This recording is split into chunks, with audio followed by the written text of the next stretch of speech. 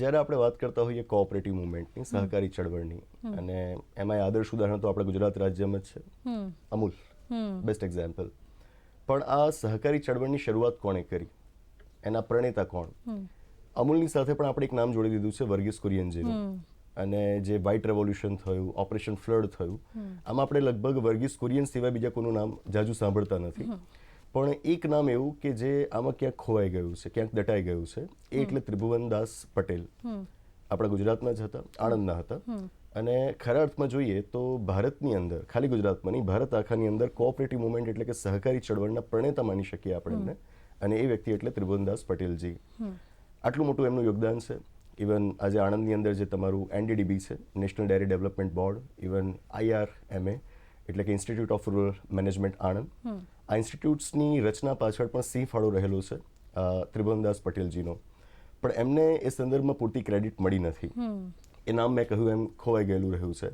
તો એક સભાન પ્રયત્ન આપણા તરફથી છે કે એમના નામ પર આપણે ત્યાં આણંદની અંદર એક યુનિવર્સિટી શરૂ કરીએ અને યુનિવર્સિટી દ્વારા એમને આપણે ક્રેડિટ આપીએ. અને એ જ વિચાર સાથે સંસદમાં આ વખતે એક બિલ પાસ થયું છે અને આ યુનિવર્સિટી બનાવવા વિશે છે.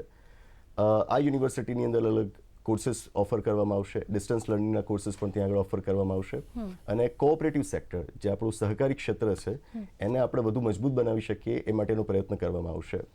અને આ વાત વધુ અગત્યની બની જાય કારણ કે માંડ 3 વર્ષ પહેલાં જ ભારત સરકારની અંદર આપણે આખું એક મંત્રાલય બનાવ્યું છે, મિનિસ્ટ્રી ઓફ કોઓપરેશન, બરાબર.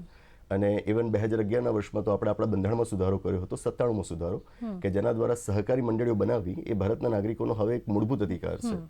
ભારતના બંધારણની અંદર આખો એક નવું ચેપ્ટર આપણે દાખલ કર્યું, ભાગ 9B, કે જેમાં સહકારી મંડળીઓની રચના કેવી હશે, એનું ગઠન કેવું હશે, એના વિશેની આપણે જોગવાઈઓ આપી છે. પણ આ છતાં સહકારી ક્ષેત્રમાં જેટલા બદલાવો આપણને દેખાવા જોઈએ એટલા દેખાતા નહોતા કદાચ. અને એને ધ્યાનમાં રાખીને હવે આપણે માનીએ છીએ કે એક યુનિવર્સિટી હોય કે જે કોઓપરેટિવ સેક્ટર્સ માટે સ્ટુડન્ટ્સને ટ્રેન કરે, કોર્સીસ ઓફર કરે, તો કદાચ આ ક્ષેત્રમાં આપણે વધુ સારા બદલાવ લાવી શકીશું. અને આ વિચાર સાથે આ બિલ હમણાં પારિત થયું છે.